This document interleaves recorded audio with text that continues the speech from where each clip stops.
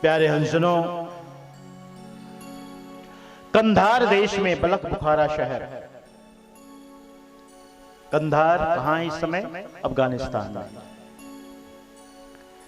वहीं उसी कंधार से तो गांधारी आई थी, धृतराष्ट्र की पत्नी, दुर्योधन की मां। तो कंधार देश में बलख बुखारा शहर था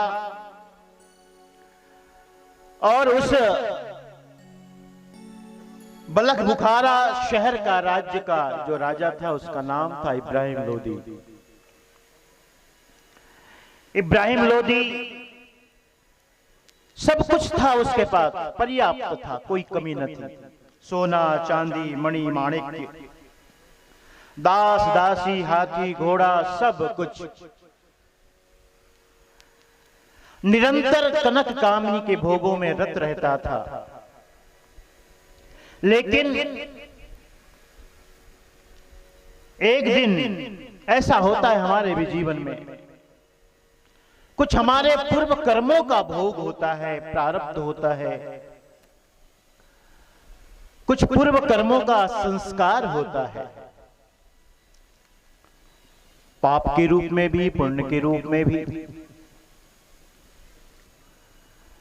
पूर्व जन्मोपार्जित जो पुण्य था उसके उदय होने के बाद उसके मन में एक भाव आया कि मैं परमात्मा का साक्षात्कार करूं, परमात्मा का साक्षात्कार करूं, ऐसे मन में भाव जगा। फिर उसने अपने मंत्री से कहा कि इसके लिए आप उपाय करें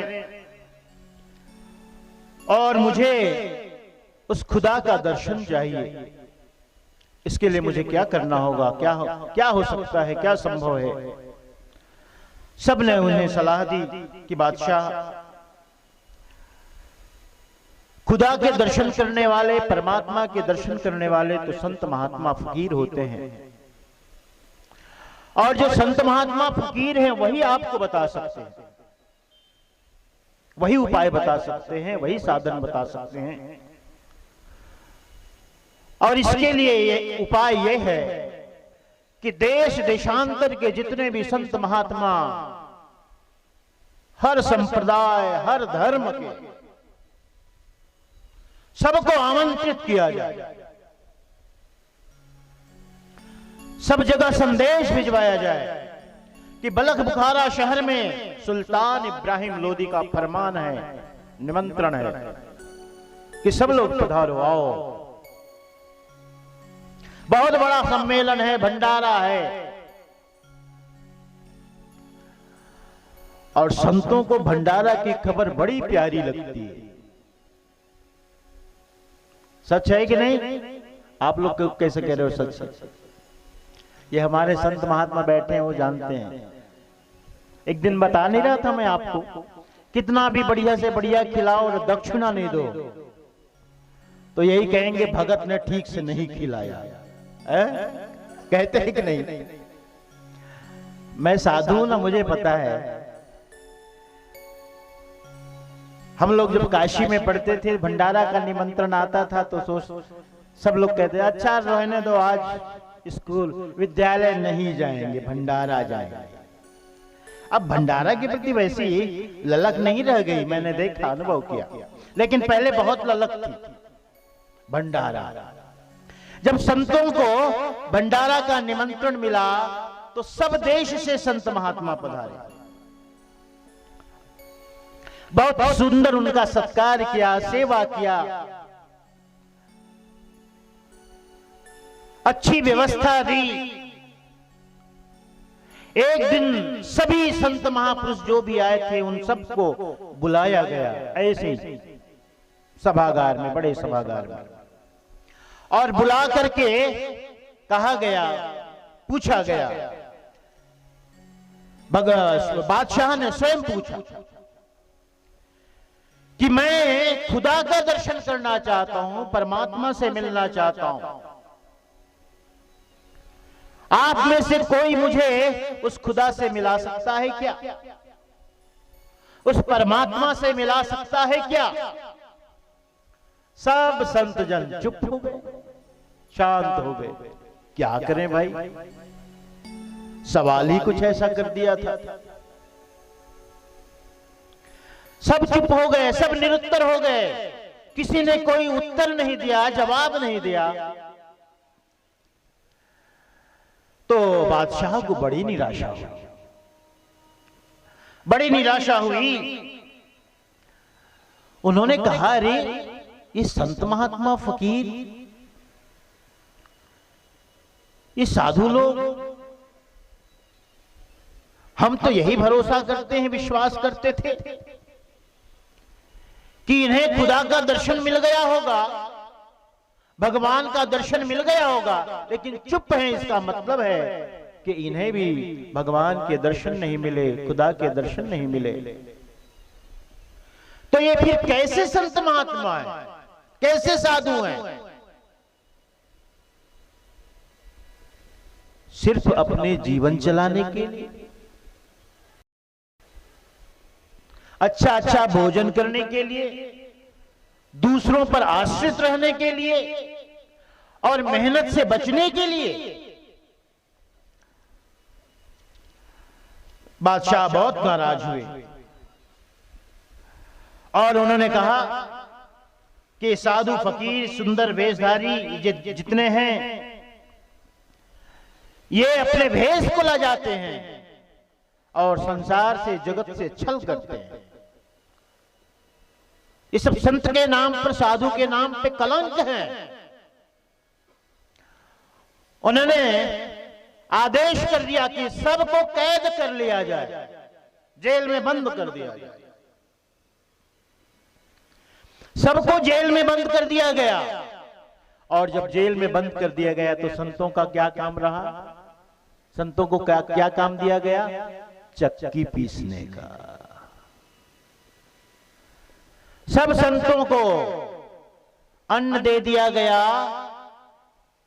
और चक्की दे दी गई, आटा बनाने का काम दे दिया गया। बस तुम बैठे बैठे तुम्हें 2 टाइम भोजन मिलेगा और चक्की पीस चलाते रहो, आटा पीसते रहो।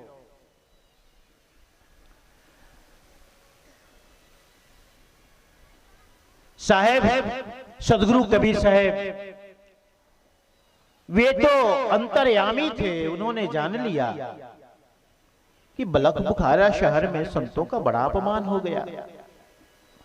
बादशाह ने सभी संतों को जेल में डाल दिया, कैद कर लिया और संतों को चक्की पीसने का काम दे दिया। अरे बताओ भला, संतों का काम तो भजन करना है, सुमरन करना है, ध्यान करना है, जाप करना है, लेकिन इस संतों को इसने कैद करके चक्की पीसने का काम दे दिया है। ये तो बड़ा अनर्थ हो गया। साहब काशी में थे, वहां से अदृश्य हुए और आकर के सीधा प्रकट हुए राजा के दरबार में। उन्होंने कहा, बादशाह ये तुम गलत कर रहे हो, तुम्हें संतों को जेल में कैद में नहीं रखना चाहिए। बादशाह ने कहा, क्या करूं? जब संत हैं, फकीर हैं, साधु महात्मा हैं। अरे मैंने उनसे पूछा कि मुझे खुदा का दर्शन करा दो, कोई भी मुझे परमात्मा से मिलाया नहीं, खुदा का दर्शन कराया नहीं। तो इस पेट पालने के लिए संत बने हैं, साधु बने हैं, जगत के साथ, समाज के साथ छल कर रहे हैं, मुफ्त का खा रहे हैं। इनकी यही सजा है। उसने कहा, मैं तुम्हें दर्शन करा सकता हूं। कहे, क्या सबूत है कि तुम दर्शन करा सकते हो? क्या सबूत है, क्या प्रमाण है तुम्हारे पास? कहे, प्रमाण भी बता दूंगा, प्रमाण भी बता दूंगा तुम्हें। साहब फिर वहां से अदृश्य हुए, अलक्षित हुए और सीधे कारागार में प्रकट हो गए। बोलो सदगुरु कबीर साहब। साहब कारागार में प्रकट हो गए, तेजो में प्रकाश रूप में वहां आए और साहब स्वरूप धारण कर लिए सब संत दर्शन किए और एक अलग ही अनुभव, एक अलग अनुभूति हुई कि लगता है हमारा कोई तारनहार आ गया है, बंधन से मुक्त करने वाला। सबने साहब को प्रणाम वंदन किया। साहब ने कहा, ये क्या करते हो तुम लोग?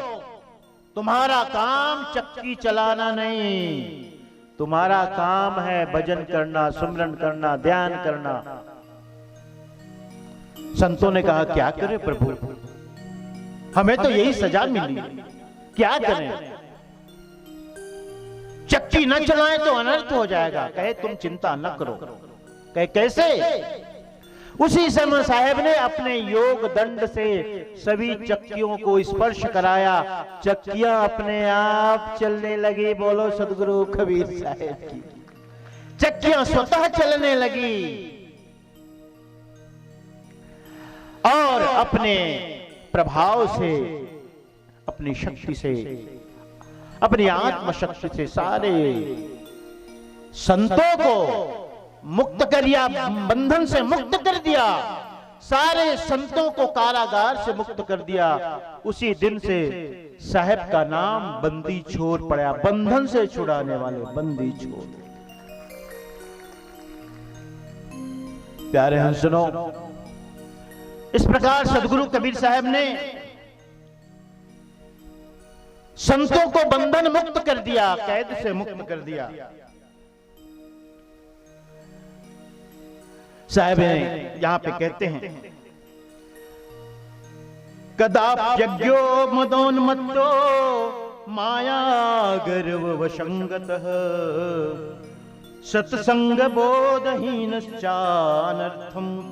प्रकृते भृशम। साहब क्या कहते हैं, कभी कभी ऐसे अज्ञानी लोग, सत्ता के मद में उन्मत्त लोग, तुच्छ माया के अहंकार में पड़कर ऐसा महान अनर्थ कर जाते हैं, संतों को कैद कर लेते हैं। इसलिए साहब ने सभी को बंधन से मुक्त किया, कारागार से मुक्त किया, बंदी छोड़ साहब कहलाए। प्यारे हंसजनों, फिर साहब वहां से अलक्षित हो गए।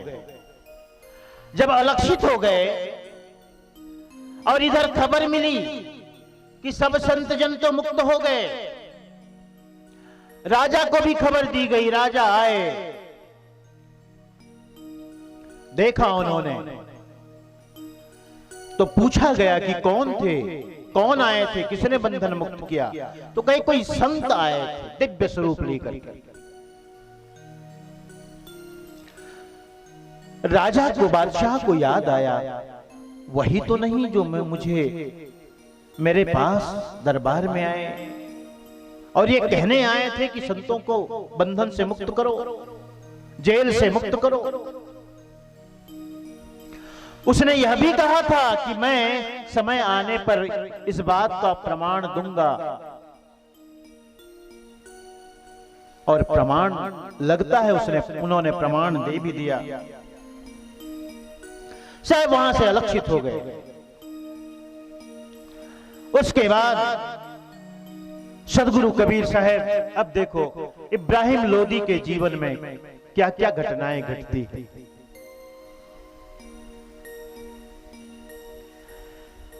पूर्व जन्म उपार्जित जो पुण्य था वो उदय हो गया था इब्राहिम लोदी का। जगाने के लिए सदगुरु आते हैं सर्वप्रथम जगाने के लिए, क्योंकि मन में भाव तो है, कहीं पूर्व जन्म का संस्कार है, वह उदय हो गया है। इसलिए बादशाह जो राग रंग में रहता है, सुख सुविधा में रहता है, भोगों में रहता है, उसके अंदर भी एक भाव जगा कि मैं परमात्मा का दर्शन करूं। तो साहब जानते थे इसको जगाना है, इसको उठाना है, इसलिए उन्होंने सोचा कि इनको अब जगाना पड़ेगा, समय समय पर चोट देनी पड़ेगी। और यही गुरु की मर्यादा है और यही गुरु का कर्तव्य है। शब्द की चोट से जो शिष्य को निरंतर चोटिल करते करते उसे जागृत करे, जगाए, होश में लाए। भृंगी कीट की भांति शब्द गुंजार कर भृंग भृंग भृंग, शब्द गुंजार के द्वारा भृंगी कीट किसी भी कीड़े को पात्र बना लेता है, शिष्य बनने का पात्र। और वही गुरु भी करते हैं कि गुरु जो होते हैं चोट, शब्द की चोट से शिष्य को बराबर जगाते रहते हैं। जैसे वो रज्जब को सुंदरदास जी कहते हैं ना, उनके गुरु ने कहा कि रज्जब तूने गजब किया, सिर पर बांधा मोर, आया था हरि भजन को, किया नरक में ठौर। ये शब्द की चोट ही तो है। जो सदगुरु होते हैं वो शब्द की चोट करते हैं। प्यारे हंसजनों, शब्द की चोट की आवश्यकता थी उस इब्राहिम लोदी को। सदगुरु कबीर साहब एक रात फिर आए उसके राजमहल में, उसके राजमहल में आए एक रात, और आने के बाद छत के ऊपर रात विश्राम करते थे राजा बादशाह। तो शयन कक्ष के ऊपर की छत में साहब लाठी लेके ऐसे पटकने लगे, ऐसे। बादशाह सोए हुए हैं, नींद टूट गई। उसने सेवकों से कहा, सिपाहियों से कहा, अरे देखो कौन है ऊपर, कौन चढ़ा है ऊपर में, और इस आधी रात में क्या काम आ गया। जो उनके सेवक थे वे सभी ऊपर चढ़े तो साहिब थे हाथ में लाठी लेकर, लेकिन साहिब अपने स्वरूप में नहीं थे, सामान्य संत के स्वरूप। लाठी पटक रहे थे, उन्हें पकड़ करके सेवकों ने लाया, राजा के समक्ष प्रस्तुत किया। राजा बादशाह ने पूछा, अरे तुम कौन हो, क्या कर रहे थे ऊपर। उसने कहा, बादशाह क्या करूं, मेरा ऊंट खो गया है, मेरा ऊंट खो गया है, और मैं उसी वो ऊंट की खोज में हूं। बादशाह ने कहा, बड़े मंद बुद्धि लगते हो तुम, अरे तुम्हारा ऊंट खो गया तो क्या मेरी छत में मिलेगा वो ऊंट? छत में कोई ऊंट मिलेगा? जाओ कहीं और जगह देखो, खोजो, तू मेरी छत में आया खोजने।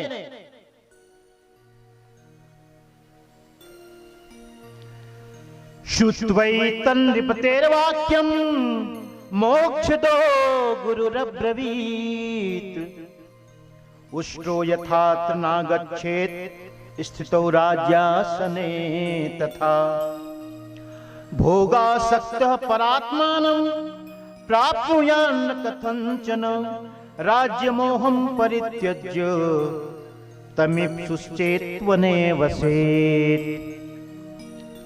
जब बादशाह कहते हैं तेरा ऊंट खो गया तो मेरी छत में मिलेगा क्या भला, साहब क्या कहते हैं फिर? साहब कहते हैं कि जैसे ऊंट छत पर प्राप्त नहीं हो सकता बादशाह, वैसे ही राज्यासन पर स्थित रहकर भोगों को भोगते हुए विषयों में आसक्त होकर कोई परमात्मा को कैसे प्राप्त कर सकता है भला, बताओ। जैसे ऊंट छत में नहीं मिल सकता, वैसे जो विषयों में आसक्त है, भोगों में आसक्त है, उसे परमात्मा भी नहीं मिल सकता। बहुत बड़ा उपदेश साहब ने दिया, एक चोट दिया, एक चोट दी।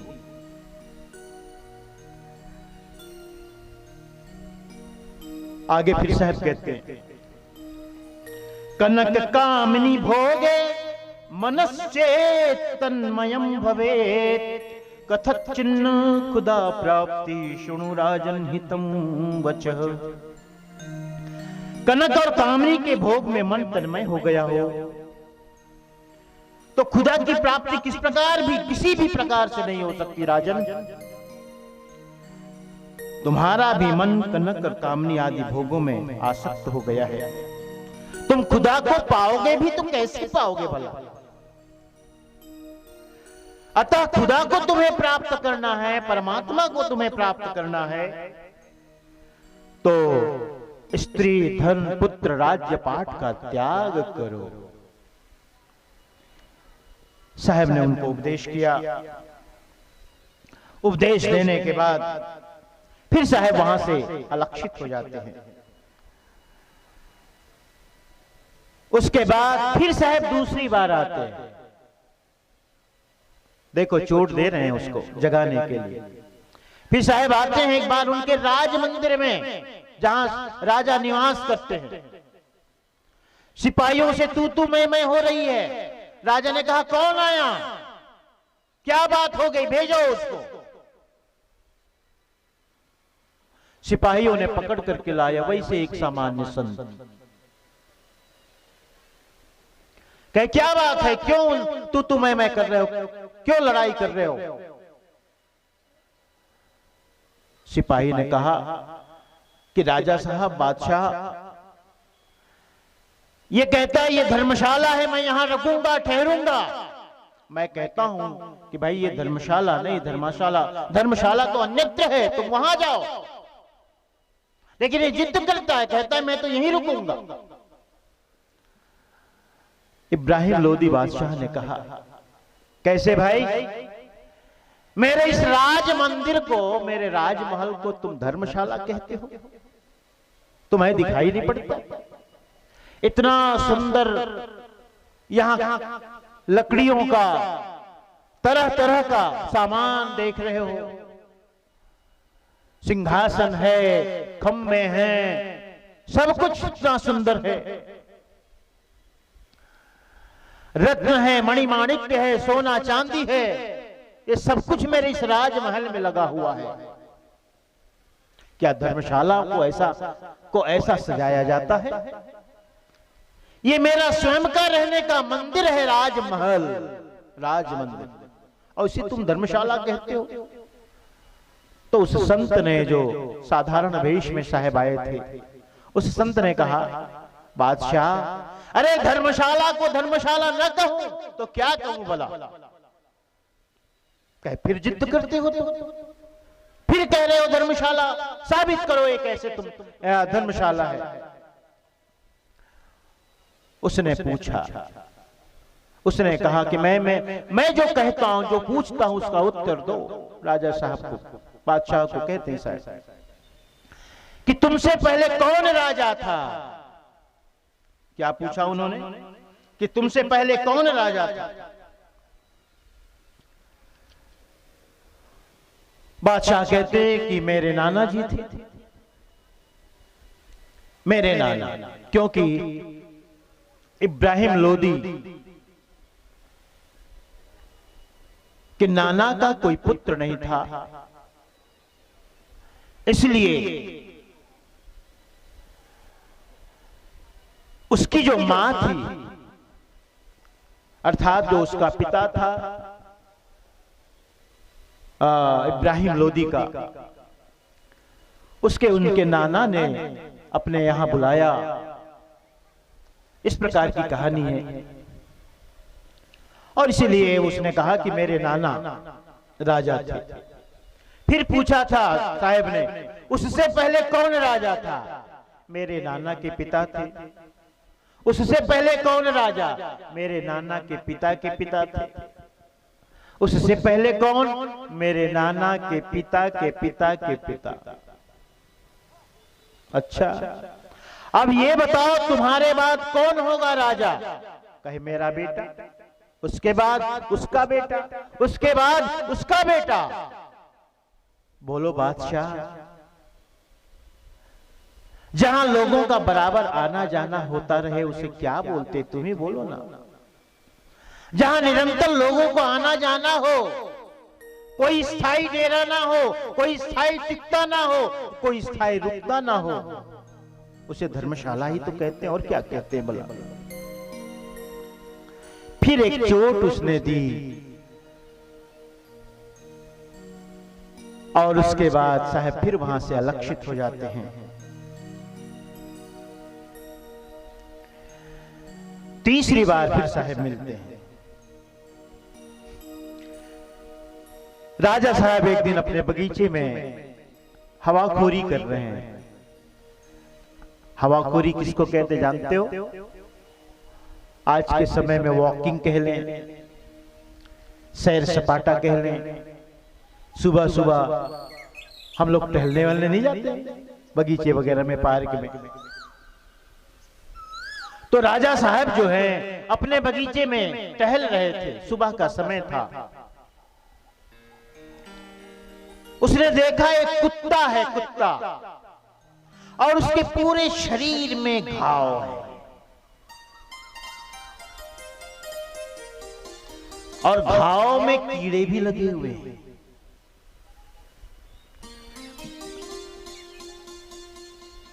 घाव में कीड़े भी लगे हुए हैं। उसे देख करके उसी समय साहब वहां भी प्रकट होते हैं और प्रकट होकर के राजा साहब को कहते हैं कि ये जो कुत्ता है जानते हो, इसके शरीर में, पूरे शरीर में घाव पड़ा हुआ है और घाव में कीड़े भी पड़े हुए हैं। जानते हो वे कीड़े कौन हैं? जितने जीवों को इसने मारा वे सारे जीव कीड़े बन करके गांव में पड़े उसे कष्ट दे रहे, काट रहे हैं। सारे जीव उसके गांव में कीड़े बन करके उसका बदला ले रहे हैं राजन, बादशाह।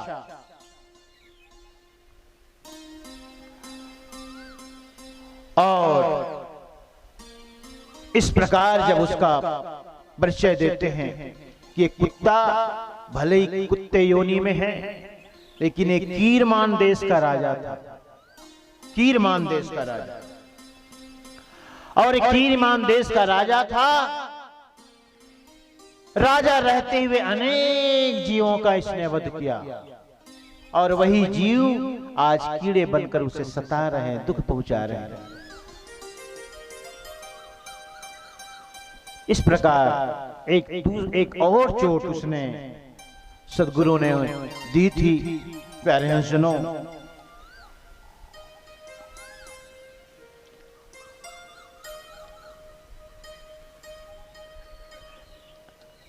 अब राजा की आंखें थोड़ी खुली। ये कौन है जो सामान्य भेष में आते हैं और मुझे जगा के चले जाते हैं? थोड़ी देर तक तो वैराग्य रहता था राजा का, थोड़ी देर रहता था वैराग्य। जब उसने राजमहल को धर्मशाला कहा तब भी थोड़ा वैराग्य तो जगा, चोट तो लगी, लेकिन फिर वही राग रंग में भूल जाता था। आज भी उसे थोड़ा वैराग्य तो हुआ, सच तो कहते हैं। जो संत थे उन्होंने सच ही तो कहा है, लेकिन फिर से वो संसाधनों में उलझता था, फंसता था और वैराग्य फिर पिघल जाता था। हम लोगों के जीवन में भी ऐसा होता है। कभी कभी संसार के व्यवहार को देखकर मन में वैराग्य जगता है। कभी पुत्र के द्वारा, कभी पत्नी के द्वारा, कभी समाज के द्वारा, कभी शरीर के द्वारा भी मनुष्य को अपने शरीर से भी वैराग्य जगता है। ये क्या है शरीर, हमेशा बीमार रहता हूं, बीमार ग्रस्त होता हूं, वैराग्य मन में आता है। लेकिन वैराग्य थोड़ी देर के लिए होता है हमें। सदगुरु कबीर साहब का एक जीवन प्रसंग आता है कि कबीर साहब काशी में रहते थे। ये इसमें कबीर चरितम में उसका उल्लेख नहीं है, संत जन कभी कहते हैं, बहुत प्रामाणिक भी नहीं है, कि कोई मिलने आए आगंतुक। साहब उस समय नहीं थे, मोहल्ले में किसी की मैयत हो गई थी, उसमें गए हुए थे व्यवहार निभाने। उनका जो शिष्य था कमाल, उसने कहा भाई कि अभी तो साहब गए हुए हैं, थोड़ी देर बैठो, आएंगे तो मिलना। थोड़ी देर उन्होंने प्रतीक्षा की, आधा घंटा 1 घंटा, फिर भी नहीं आए। तो उन्होंने कहा भाई मुझे और भी काम है, जाना है, मैं वहीं जाकर के मिल लूंगा, बताओ कहां पर है। कमाल ने स्मशान का पता बताया और वह आगंतुक पता लेकर के पहुंच गया स्मशान भूमि। लेकिन जाते जाते पूछ लिया था उस आगंतुक ने, भाई कबीर साहब से तो कभी मैं मिला नहीं,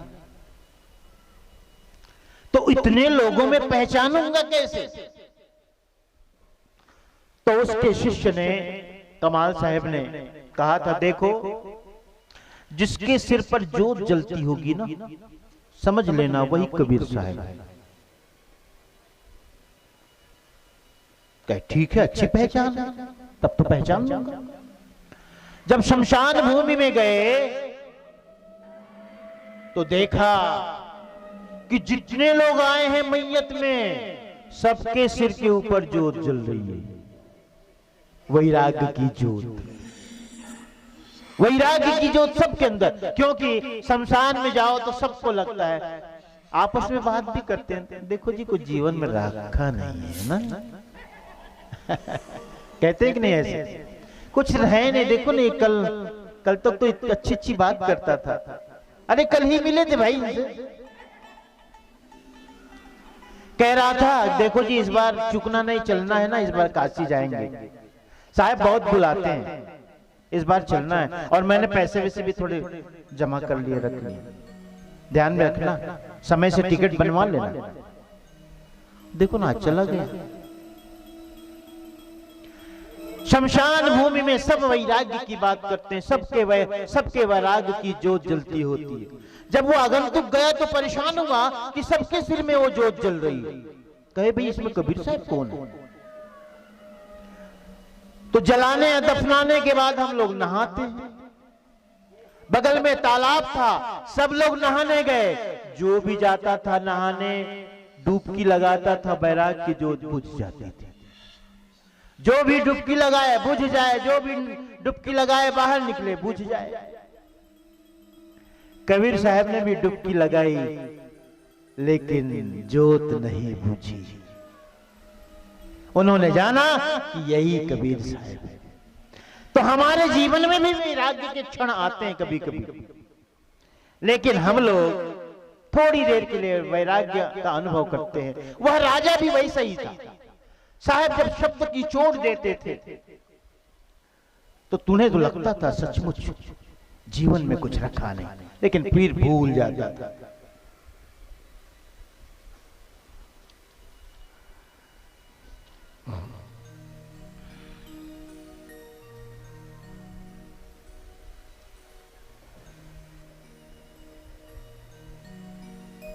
इस प्रकार सदगुरु कबीर साहब जब उन्हें चोट देते थे तो उन्हें थोड़ा वैराग्य तो मन में जगता था, लेकिन वैराग्य के बाद फिर से राग रंग में भूल करके वह राजा बादशाह फिर उसी तरह जीवन व्यतीत करने लगता था। एक दिन इब्राहिम लोदी जो था, क्योंकि आखेट करने भी जाता था, तो सबसे कहा कि भाई चलो आज आखेट करने चलते हैं। खुद घोड़े पे सवार हुआ, 10-5 और भी सेवक थे जो प्रतिहारी थे, दरबारी थे, सेवक थे, कुछ मंत्री थे, सब उनके साथ हुए। वन की तरफ प्रस्थान किए। वन की तरफ प्रस्थान किए तो वन में जाने के बाद देखा एक सुंदर मृग है जिसका सोने के जैसे चमकता हुआ बाल है। उसने कहा देखो सामने मृग है, उसका पीछा करो। सबने पीछा किया एक साथ, लेकिन वह मृग चकमा देता देता देता आगे बढ़ता ही गया। राजा उसके पीछे और मृग आगे, राजा उसके पीछे।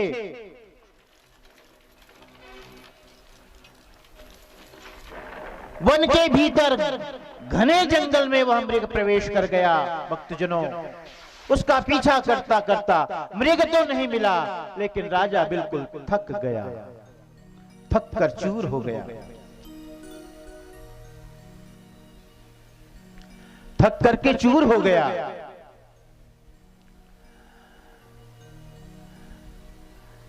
प्यास भी लगने लगी तो सोचा पानी कहां मिलेगा, और पानी की तलाश में इधर उधर भटकने लगा, खोज करने लगा। तो सामने देखा एक कुटिया है, पास में गया एक संत भी है। संत हैं, उसके कुटिया के दोनों तरफ दो घड़े हैं जिसमें पानी रखा हुआ है, दो कुत्ते बंधे हुए हैं, दो कुत्ते बंधे हुए हैं। और वो जो संत हैं धूनी से गरम गरम रोटी निकाल कर घी लगा लगा कर रोटी कुत्तों को खिलाता है। तो राजा साहब जब आए तो उन्होंने सबसे पहले तो उन्हें पानी पिलाया, जो बादशाह इब्राहिम लोदी था। फिर थोड़ा सुस्ताने के लिए वहां बैठ भी गए। तो देख क्या रहा है कि वो संत है, आग से रोटी निकालता है और रोटी निकाल करके उसको खिलाता है, लेकिन वो खाते नहीं। दोनों के दोनों घी लगा के खिला रहा है, गुड़ डाल के दे रहा है, लेकिन खाते नहीं। तो क्या कहता है वो संत, देखो खा लो,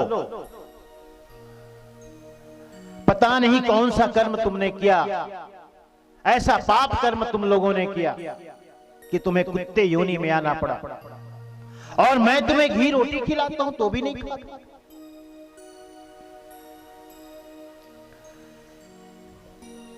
बादशाह ने पूछा, संत प्रवर ये बताओ, ये दोनों कुत्ते हैं, इसके बारे में जानते हो? ये पिछले जन्म में क्या थे, इनकी पिछली योनि क्या थी? तो उन्होंने कहा, हां बादशाह मैं जानता हूं, लेकिन इनको ये पता नहीं है, सब कुछ जानते हैं लेकिन अनजान बनते हैं। उन्होंने, संत ने कहा कि बादशाह आगंतुक, ये जो दोनों हैं, ये जो बलख बुखारा शहर है ना, तुम तो जानते होगे। देखो साहब अनजान बन के कह रहे हैं, ये बलख बुखारा शहर है ना, वहां जो राजा है वर्तमान में, उनके ये एक नाना है और एक नानी है। उसने क्या कहा, एक नाना है और एक नानी है।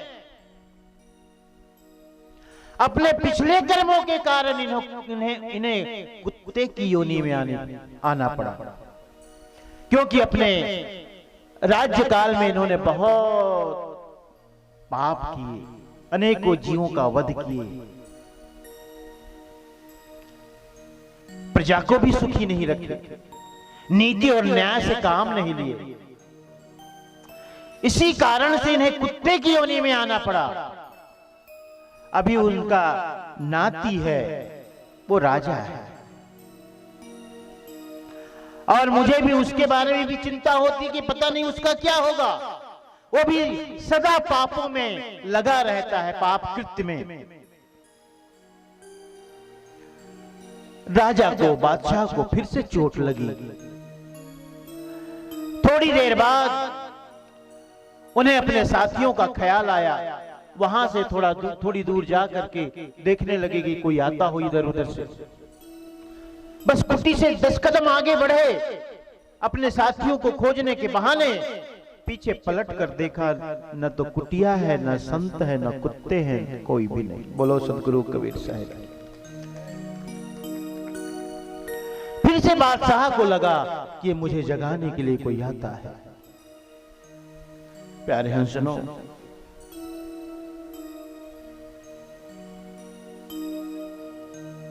इस प्रकार साहब ने उन्हें फिर से एक बार जगाया।